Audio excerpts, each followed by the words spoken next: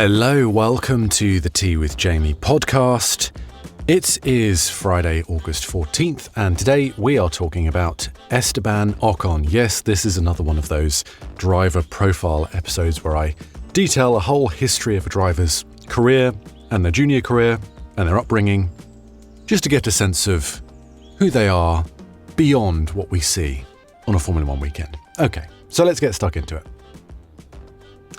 So let's get some driver facts first off. Esteban Ocon, born 17th of September 1996 in Évreux, I think that's how it's pronounced, in Normandy, France. He is 29, he races for Haas, his teammate is Ollie Behrman, his race number is 31. He has previously raced for Manor, Force India / Racing Point, Renault / Alpine, and is now at Haas. He has entered 191 Grand Prix, he's scored 486 points, he's got 1 win, 4 podiums and no pole positions. His best qualifying position actually has been 3rd, and he's done that 3 times. Alright, that's the background, the basics, the overall stats on Ocon. Let's figure out who he actually is. So, he didn't grow up in privilege at all. His father was a mechanic, and he, of course, grew up around cars and engines and, tinkering with bits of machinery, and became obsessed with Formula One and Michael Schumacher in particular. So the first time he actually drove anything was at 4 years old. He drove a kart on a family holiday, and apparently he got completely obsessed with it, and they couldn't get him out of it. And so because his parents discovered that that was his thing, they got him a small kart.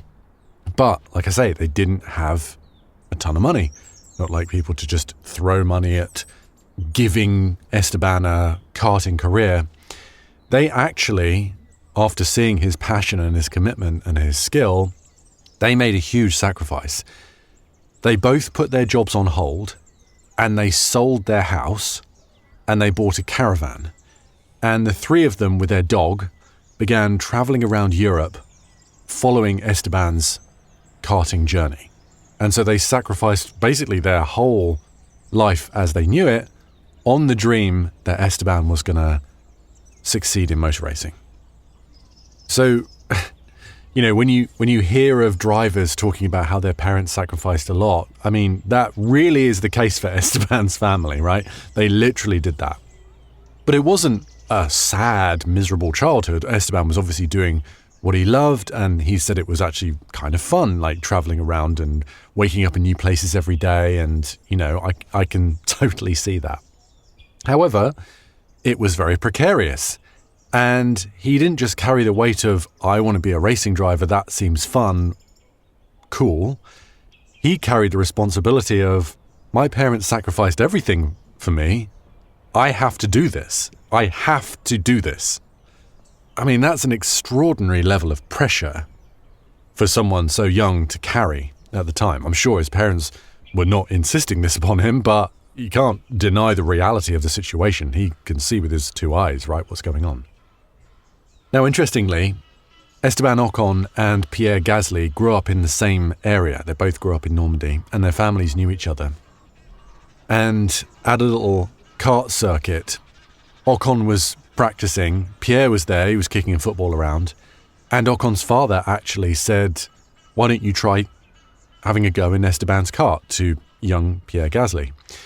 And Ocon showed him the ropes. He was like, this is how you take the corners, this is how you brake, etc., how you the basics of racing, and got Pierre Gasly hooked on karting. So you really could say, in many ways, that Pierre Gasly does sort of owe his career in part to the Ocons, at least through an introduction.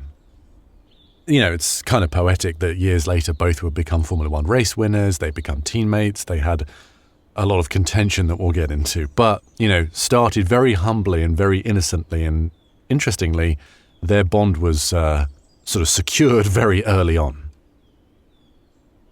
So, now we're in the French karting scene, as it were, and also there were a young Charles Leclerc, a young Alex Albon, a young Antoine Hubert, and a young Max Verstappen. So a stacked field. So much so that at the French Cup event in Manicourt, Ocon and Leclerc actually collided at the final corner. And Leclerc and Ocon went off and ended up in the tyre barrier. Neither of them, put them out of contention entirely, and Antoine Hubert eventually won. So, Ocon was developing this sort of, I wouldn't say reputation, it's too early for that, but there were little signs, glimmers that he was unrelenting, unwilling to give any kind of quarter to another driver on the track. So around this time, Max and Jos Verstappen had this reputation for bringing a certain energy, let's say, and that could potentially come across as a little intimidating to the other karters and the other families. Ocon was not intimidated by them at all, and actually I think probably that actually spurred him on, maybe made him gave him a little extra motivation. And so he raced hard. He has never not raced hard, as we'll find out. So his karting record actually was really, really good. So he began the national karting competition in 2004. He won French titles at several levels. And in 2008, he beat both Antoine Hubert and Pierre Gasly to the French Cadet Championship. Now, that led ultimately to him joining the Lotus F1 Junior program in 2010, which really helped fund his journey. Because like I say, his parents were funding it up until this point and had quit their jobs and had sold their house, so what they had was just diminishing week over week.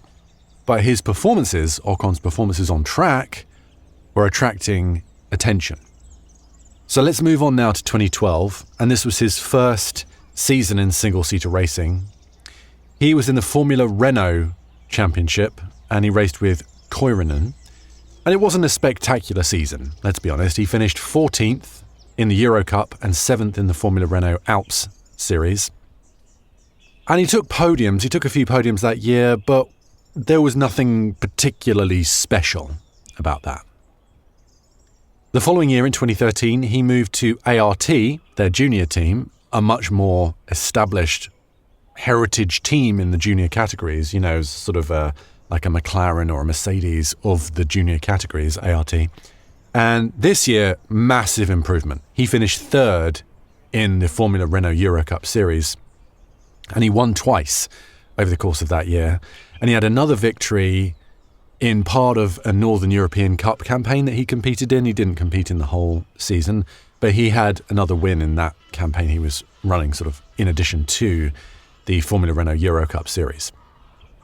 At the same time, obviously his peers were racing in these single-seater categories as well. And, for example, Verstappen, he would race in these series and immediately hit the ground running and do incredibly well, winning races, winning championships. Ocon's was a little more gradual, a little more of a slower, steadier, not hitting the highs but not hitting the lows, sort of playing the centre a little bit.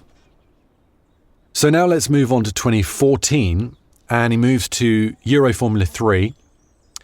And this is one of his most impressive seasons in all racing. He joined Prema, another absolute classic junior racing team. And in his rookie season, he produced 9 wins, 15 poles, 21 podiums, and this is out of 33 races. And therefore, he won the championship with 3 races remaining. And that was ahead of Max Verstappen. I mean, Max Verstappen himself won 9 races, so it wasn't like Ocon blew everyone out of the water, including Max. But when he wasn't winning races, he was also there. So, he just racked up the points, racked up the podiums, and ended up beating Max in Euro Formula 3. And this is where things start to diverge a little bit. If you add up all of Verstappen's performances, which were spectacular, albeit not quite getting over the line in F3, Euro F3 in 2014, Verstappen had a very impressive junior career to that point. Ocon won Euro Formula 3, did fantastic. But if you add it all together, it looked a little more standard. Very, very competent, But other than that one season in 2014, nothing stood out as being, whoa, this guy is like destined for greatness, right? So this is where things, like I say, diverge. Verstappen, who's in the Red Bull program, was taken directly from F3 and skipped F2 entirely and put in the Toro Rosso team in F1. And so this was a bitter pill, understandably, for Ocon, who saw this person that he was racing and had just beaten get this promotion that he thought, well, what am I doing here? Why not me? And don't forget, he had this pressure that very few other drivers have of basically his career being the reason his family had made the choices that they did, and his career is the linchpin in their, I don't want to make it too dramatic, but like their survival, their existence, how they put a roof over their head and how they put food on the table, So an enormous amount of pressure for a young guy. Now, he had this Lotus connection, but the money was running out. And, every time you go up a level or stay in the current level that you are, you have to just bring more money to the table. And Lotus wasn't able to just fully fund all that. So it was sort of a make or break time. And Ocon actually approached Toto Wolff and was just like, Toto, I need your help. I mean, I can't carry on like this. I can't afford it. And Wolff basically said, right, okay, we'll arrange a GP3 seat for you with ART. We'll help fund it, but you have to deliver. And if you do, we'll take you into the Mercedes program, which essentially means win the championship in as all or nothing, basically. So for 2015, he joined ART. He won the opening race in Barcelona, and then the maddest thing happened. He had 9 consecutive second places, which got him 14 podiums out of the 18 race season. So that season he had 1 win and 14 podiums, including in that 9 consecutive second places, and he won the GP3 championship as a rookie with those results. So in a way, it's sort of a very Esteban Ocon way to win a championship, right? Not super spectacular. Yeah, I mean, very impressive winning the opening race in Barcelona as a rookie in GP3, but 9 consecutive second places, that is what won him the championship. And he did it in a way that was just not glitz, glamour, kicking the door down. He did it through sheer bloody mindedness, right? And, really, really impressive. And that's what he needed to do to get into the Mercedes Junior program. So now he had a bit of backing with the whole Mercedes effort behind him. And in 2016, he was the Renault F1 reserve driver. He raced in DTM for Mercedes. And his DTM's performances, not wonderful. He had 10 races, he scored 2 points. His best result was 9th in Zandvoort. But midway through the year, with this Mercedes backing and the support of the team and Toto, they actually helped him get a place at the Manor F1 team. Very low down on the grid, almost at the back of the grid. Their current driver, Rio Haryanto, lost his seat because he lost his funding. So, 19-year-old Ocon got flown in at Spa that season and took over at Manor and was now a Formula One racing driver. And this all happened while he was on holiday, by the way. He had to leave. He saw himself on TV and he was like, oh, hang on a minute. Who's that guy? And he had to fly into Spa. He had to get a seat fitting. It was all very dramatic and, crazy. So, he didn't come in and was winning races. He was in a Manor team. He was in the Manor team, right? That was never going to happen. But Manor were in an all-out battle with Sauber, fighting to not be last in the constructors and to get those extra millions for not finishing last. And it came down to Brazil, and it was a chaotic, wet race. And by the way, he is very good in low grip conditions, Esteban Ocon. Consistently, his best results happen in mixed or rainy or when something goes completely sideways. He is very, very good in those conditions. growing up in that part of the world, I know the UK gets a lot of stick for being wet, but also France, also Normandy. It's not too far away. So anyway, late in the race, he was running in 10th. And if he'd outperformed the Manor, there was a chance they would be able to finish 9th ahead of Sauber and get those extra millions in the Constructors' Battle.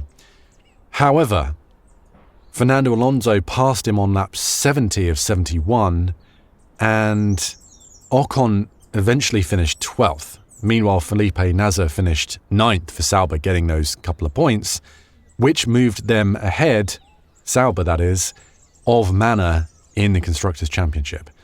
Now, unfortunately, that meant Manor lost out on millions of dollars of potential revenue.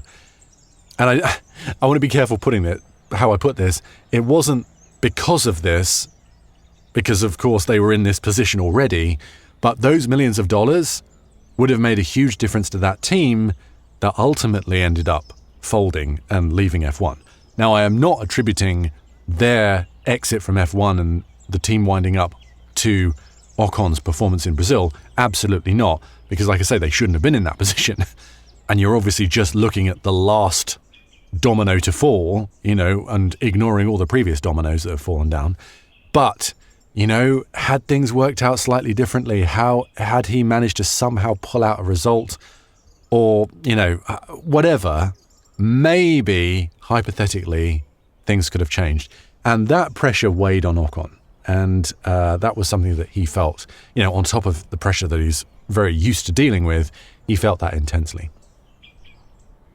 So, for 2017, he actually moves to Force India and is now partnered with Sergio Perez. Now, Perez by this point was already very well established, very well respected, and he actually did super well, Ocon, in his first full season. He scored 87 points. He was 8th in the Driver Championship, and he had a 5th in Spain and Mexico. And, by the way, now he's in his second season, but he's done a few races in the previous season. This crazy stat, his first 27 races in Formula One, including the 2016 season partway from Spa onwards and the 2017 season, he finished 27 Formula One races consecutively, which was astonishing for a rookie, how consistent he was. I mean, that proved his insane level of focus and detail and, consistency. That ended in Brazil. Romain Grosjean hit him on the opening lap and he had to retire the car. It was always going to end at some point. But 27 starts, 27 finishes in his first 27 races is a crazy statistic. So that year, Perez and Ocon were very, very closely matched. Starting the year, Perez was a little stronger. Then, throughout the season, Ocon caught up, and they were both sort of a bit of a tit for tat. There were a few team ordery things that came along. Ocon was quicker in Canada. They wanted him to allow Ocon past Perez. Perez was not thrilled about that. In Baku, they had a bit of a issue at the safety car restart, and they could have actually had a podium in Baku, and because they bashed into each other, Perez ended up retiring and Ocon only finished 6th, and that was a huge, huge lost opportunity for Force India that season. In Spa, they made contact again twice, and Ocon damaged his front wing, and that was like the final straw for Force India. They were like, you cannot keep hitting each other. And both of these drivers, Perez and Ocon, had a reputation, or were growing a reputation for being fully committed, possibly over-committed when it came to defending their position, particularly against their direct benchmark, i.e. their teammate. Perez ultimately beats Ocon that year in 2017 with 100 points to Ocon's 87, but that was fairly close, especially considering Ocon was much more junior and that was his rookie year at Force India. Following year in 2018, it was close, but a little less close. Perez scores 62 points, Ocon's 49. And Ocon seemed like he was starting to struggle a little bit. In the races, Perez, as we've talked about, was, known as the tyre whisperer, much better tyre management, really took his opportunities when they came along. Ocon was solid and reliable, but didn't necessarily have these sort of killer moments, And while he was relentlessly consistent, that wasn't resulting in big hauls of points in a way that Perez could just pull a rabbit out of a hat. However, that year in 2018 in Belgium, you got a sense of Ocon's ultimate pace, particularly in qualifying and particularly in low grip conditions. He qualified third, only behind Hamilton and Vettel. And that's alongside his other best qualifying positions. Astonishing, really, really great, just out and out performance, superb. And then we get to the end of the season, Brazil, 2018, possibly one of the most high-profile moments of his career to date, and that is Verstappen on lap gate. So Verstappen was leading the race. Ocon was a lap down, of course. He had just stopped for super soft tyres, so the super, super fast tyres, and was lapping faster than Verstappen at that moment. Now, a lapped driver is allowed to unlap themselves, but the way Ocon did it was, in my opinion, way too extreme. You have to be very careful with the leader, as we saw with Sainz and Piastri, right, in Hungary. This year, that is. So, anyway, Ocon comes up to Verstappen, who is leading the race, albeit a lap ahead of him, and he takes a bold move at the Senna S, the first corner, essentially, in Brazil. And in the process of trying to unlap himself, he collides with Verstappen. Verstappen spins. Lewis Hamilton goes through and inherits the lead, which he goes on to retain and win the race. Ocon is seen as being at fault because he was. He gets a 10-second stop-and-go penalty, and Verstappen is utterly furious. Now remember, they've got a history, these two, going right the way back to the early karting days. And as a result, at the weigh station in the pits, there's that famous footage of Verstappen shoving Ocon. And Verstappen actually gets some community service in Formula One as a result of that physical altercation. But yeah, you can just see that Ocon's on-track aggression can be a bit of a problem. It wasn't with his teammate this time, at least, but it was with the race leader. So, also terrible, also bad. So these two have battled in karts, they battle in F3, they've watched their careers go in completely different directions, and then they clash. First corner, Brazil, 2018. There's almost a poetry to that. So it gets worse for Ocon. Force India enters administration, and a consortium led by Lawrence Stroll come in and buy the team. Now, Lance Stroll, Lawrence Stroll's son, was at that point racing for Williams. And it was obvious that, of course, Lawrence Stroll buys the team, he's going to bring his son in. So, Force India, that's the name of the team at the time, they become Racing Point, keeps Perez, but kicks Ocon out to bring Lawrence Stroll's son Lance in to replace him. So that sucks. But it looks like that's okay. Ocon's going to Renault for the 2019 season. But unexpectedly, this was the most unexpected move, one of the most unexpected moves I've ever seen in Formula One. Daniel Ricciardo leaves Red Bull and signs for Renault. So that opportunity goes out the window. So Ocon is now left out in the cold after a solid couple of seasons at Force India, albeit with incidents. However, he doesn't have a race seat anymore. But he's got that Mercedes connection, and Mercedes bring him in as a reserve driver. He goes to the races, he's in the garage, he's in the simulator, but he's not racing anywhere, actually. He's not even doing any testing in old cars to start off with. And he doesn't actually drive any kind of racing car for 6 months. And he's told this is the plan, right? He's told this at the opening race in Australia. And reportedly, he went back into his rental car and cried in the parking lot. He was distraught at this. He's not racing in Formula One. He's not racing anything. So remember, this is the guy that's carried this pressure his whole life, essentially, almost from 4 up, that he has to win. He has to succeed. Everything's riding on him. And now he's got where he wants to be in Formula One, and he's booted out Force India because Lawrence Stroll takes his position. Ricciardo makes a bizarre move to Renault out of nowhere. He's not there. And he's picked up by Mercedes. But now they're saying, well, actually, you're not driving anything for a while. That's not part of the plan. But he doesn't rest on his laurels. He doesn't sit there crying and sulking in his rental car. He dives into the simulator, spending hours and hours and hours figuring out the car, strategizing what the team are going to do, updating the simulator data based on Friday practice, helping the team enormously at that time where they're very successful, And you could say was a contingent part of that team's, enormous success. However, Wolff kept encouraging Ocon, and he was like, don't worry, we're going to get you a drive. We're going to get you a drive. It's cool. And he is right. In 2020, Renault signed Ocon to actually be Daniel Ricciardo's partner. And he'd been out for a year. He hadn't really raced a lot. He was in the simulator a lot. And his first year, did I say this? This is 2020, by the way. And he's in this very established team. He is experienced, but he's been out for a while.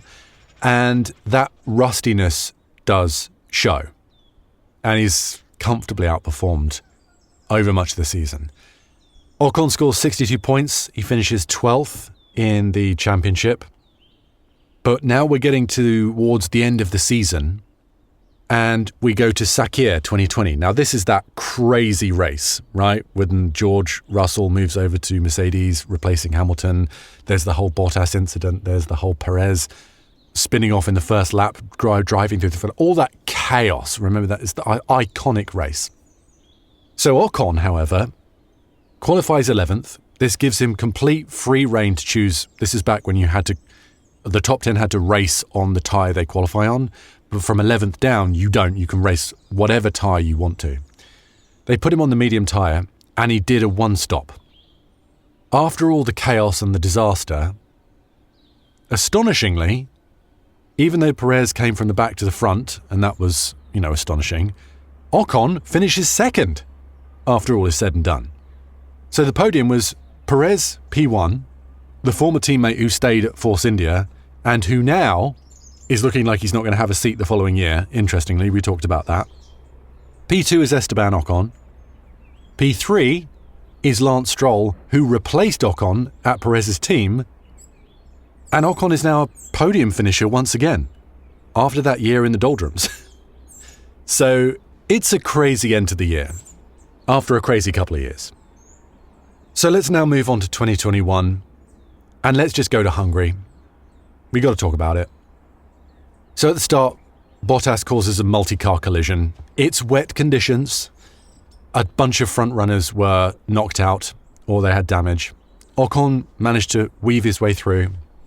And after a round of pit stops and everything's all said and done, Ocon finds himself in the lead. But he has to stay there. And Seb Vettel is behind him, absolutely hustling him. Ocon didn't lock up. He didn't crack. He kept his tyres. And he didn't give Vettel an inch. Now again, I mentioned this before at Hungary. It's hard to pass in Hungary. It's possible, particularly at the first corner. But otherwise, it's a very difficult track to pass on. This was when even more so in these humongous cars in 2021. Now, his teammate at Renault was Fernando Alonso, and Alonso did an incredible job of playing rear gunner. He held up Lewis Hamilton, who was charging through. He held him up long enough that he wasn't able to catch up to Vettel and ultimately Ocon in time to win the race. And that delay that Ocon put on Hamilton was a contributing part of Ocon's win, which is a great part of the story. And like I say, Ocon goes on to win the race. This was his incredible opportunity that he took And earned, basically. So let's now move on to 2022. Ocon and Alonso were really quite closely matched. Ocon finishes 8th in the championship with 92 points, and Alonso actually finished behind him. Now, this is a significant achievement. However, big caveat here. Alonso had 6 DNFs that season. 5 caused by technical problems, 1 from a collision. And Alonso beat him in qualifying, just about. So the numbers don't tell the full story, but Ocon's there. He's delivering, time and time again. He always manages to do it. And that is just a mark of his particular quality. But inevitably, in 2022, in Brazil, they collide.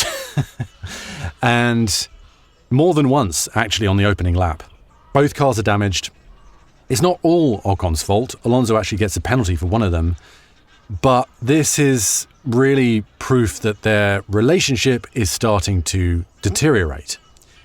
So by this point, Ocon is now known to have clashed with Perez, now Alonso. He'll go on to clash with Gasly and Behrman, and it becomes a real theme in his career. So now we move on to 2023. Alonso goes over to Aston Martin and Pierre Gasly joins Alpine. Now, remember the history. Remember how it goes back to early karting. Ocon's dad introducing Pierre Gasly to sitting and driving a kart, and is the reason why Gasly is where he is. And this did not look like it was going to end particularly well, because by this point, they had quite a contentious relationship. And it did actually not go as badly as people predicted. In Monaco, Ocon actually put in a crazy lap to qualify 4th. Now, Charles Leclerc got a penalty ahead of him, so that puts him up to 3rd. And Ocon in the Alpine is able to stay there for the whole of the race, 78 laps. Now, no one expected that. To be fair, once again, mixed conditions, rain. Ocon pulls it out in mixed conditions, does incredibly well, and gets a podium in Monaco. That's like a life achievement unlocked, right? Carlos hits the back of him, rain, pit stops, you name it, he still holds it out and gets a podium in Monaco. So over the course of the season in 2023, it's a very closely run thing between Gasly and Ocon. Gasly slightly pulls it out. He finishes 11th with 62 points. Ocon finishes 12th with 58. But Ocon has 7 DNFs that year. And so the points don't tell the full story. So you could say that it's actually astonishing that Ocon managed to get that many points and finish that close to Gasly, given his unreliability and his offs. Gasly slightly pipped him in qualifying, but yeah, they look very equal in terms of performance. So then let's move on to 2024, and we skip the first few races. We go to Monaco. We're skipping them because Alpine start the season with a dreadful car. It's just, they can't even score a point, right? However, Gasly pulls out a sensational qualifying lap and gets him into Q3. And Ocon is just right behind. And on the first lap, Ocon pulls an unbelievably ambitious, overly ambitious move in Portier. There's no way he was going to pull this off. They collide. Ocon's car gets launched into the air.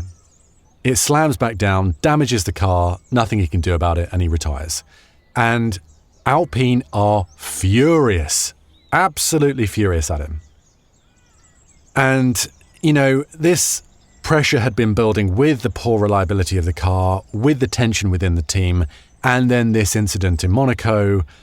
You know, it's not just the Monaco incident, it's, you know, that was sort of the final domino to fall. But he's actually told, and the public are told, that he will not be an Alpine driver next season. So he finishes the season, although he doesn't, but we'll get to that, knowing that he's not going to drive for the team the following year.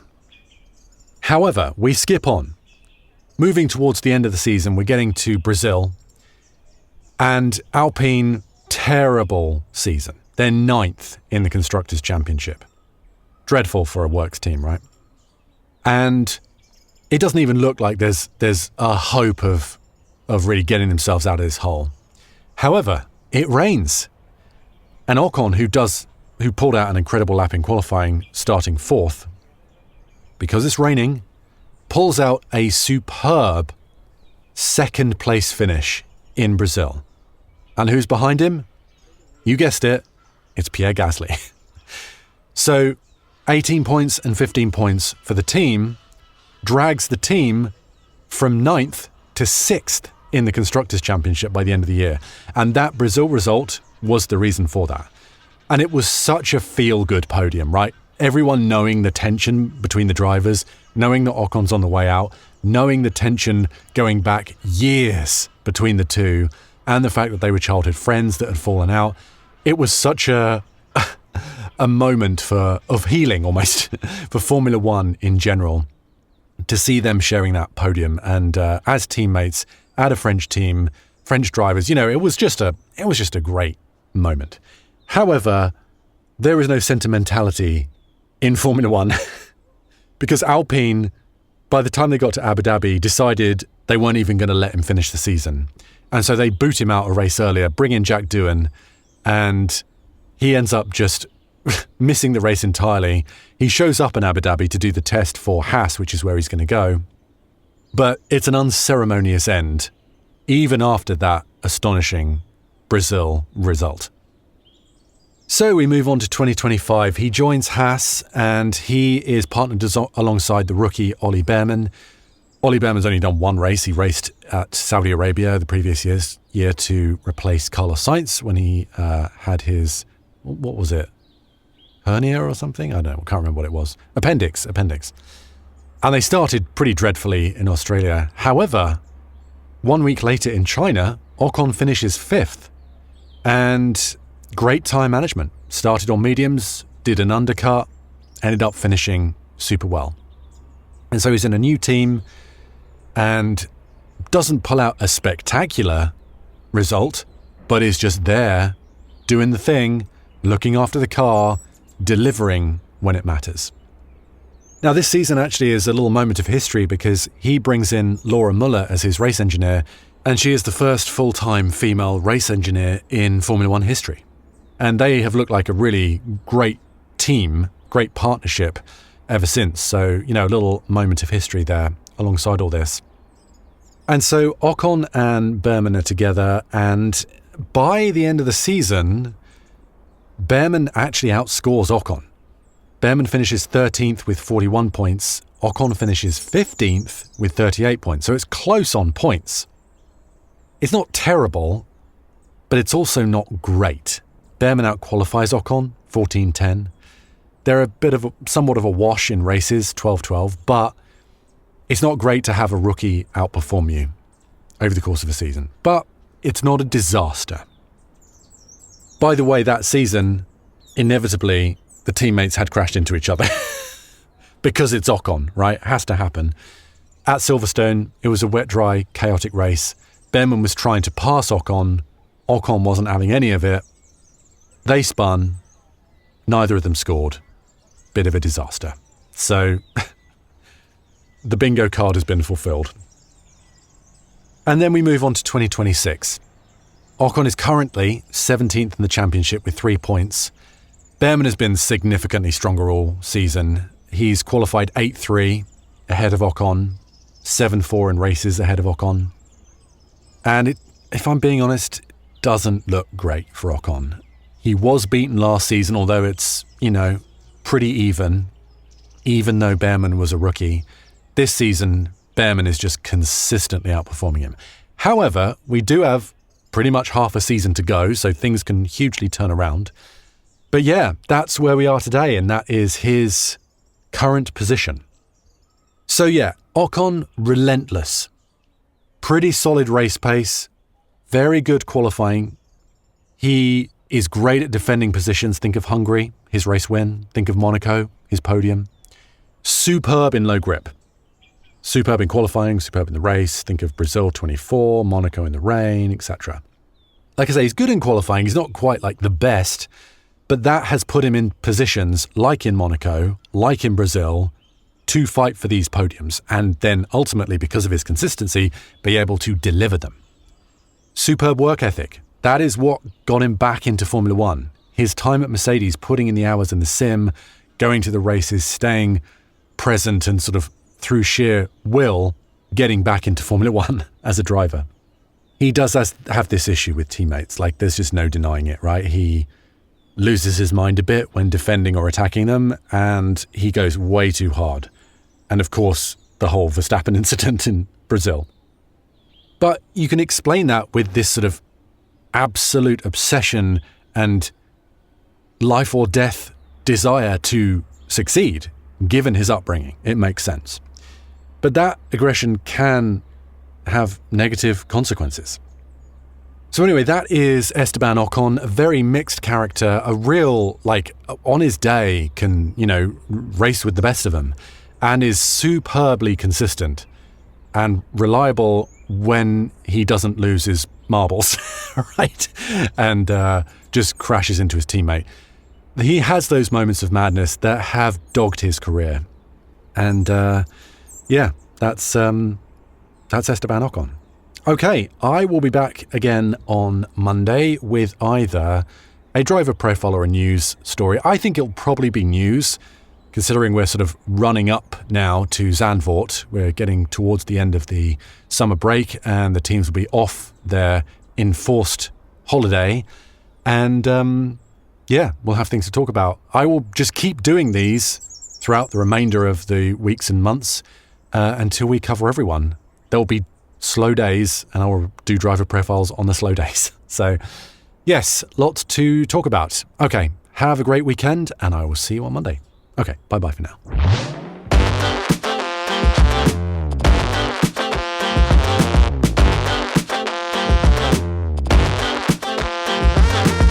I've been your host, Jamie Muffett. You can find me on social media for more of this rambling nonsense under my name or F1_Jamie.